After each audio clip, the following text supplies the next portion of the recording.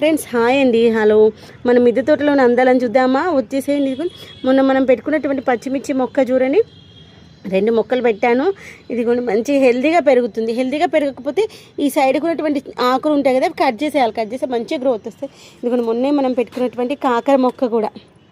ఇదిగోండి ఏ మొక్కకైనా తీగ జాతి మొక్కలకైతే తాడు సహాయం ఇవ్వాలి, నార్మల్ మొక్కలకైతేనేమో ఇలా కట్టె సహాయం ఇచ్చుకోవాలన్నమాట.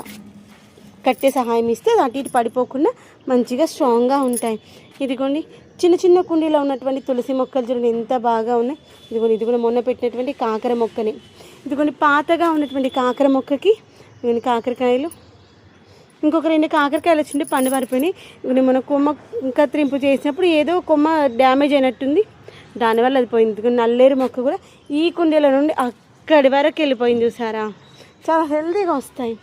ఇదిగోండి మనకి ఈ మొక్క ఎంతమందికి తెలిసి చెప్పండి. ఈ మొక్క అందానికే మనము దాసోహం అయిపోవచ్చు. మిద్దె తోటలో అంత అందంగా ఉంటుంది తెలుసా. ఈ మొక్క ఏంటి అనుకున్నారు? ఆవాల మొక్క. ఇదిగోండి ఎంత మంచిగా ఆవాలు వస్తున్నాయో. ఆల్రెడీ ఒక క్రాప్ కూడా అయిపోయింది ఆవాలు.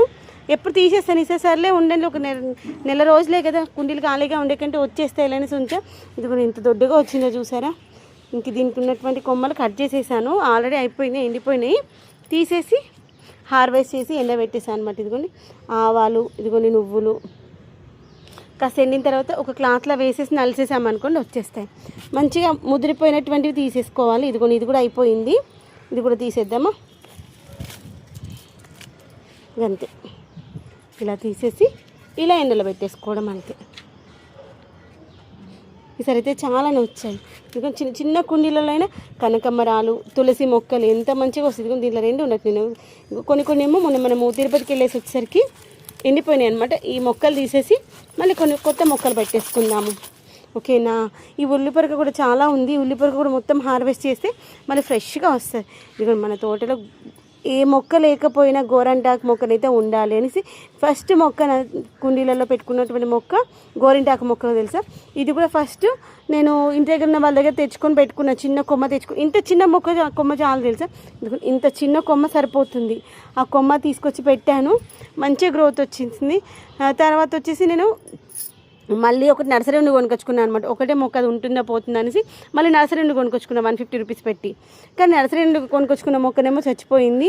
నేను కొమ్మగా ద్వారా ప్రొపగేట్ చేసింది మాత్రం బ్రతికింది. ఇంకా అప్పటి నుండి ఏం చేసినా అంటే, మనం ఇప్పుడు గోరింటాకు చేతి పెట్టుకోవడం కోసం కట్ చేసుకున్న ప్రతిసారి ఆ కొమ్మలు ఇంకేదైనా కుండీలో కూర్చేస్తాను అనమాట. ఇది కూడా మీలో ఎంతమందికి తెలుసు చెప్పండి. గోంగూరాకు కాయలు చాలా బాగుంటాయి తెలుసా, దాంతో పచ్చడి చేసుకుంటే. అయితే ఈసారి నేను విత్తనాల కోసం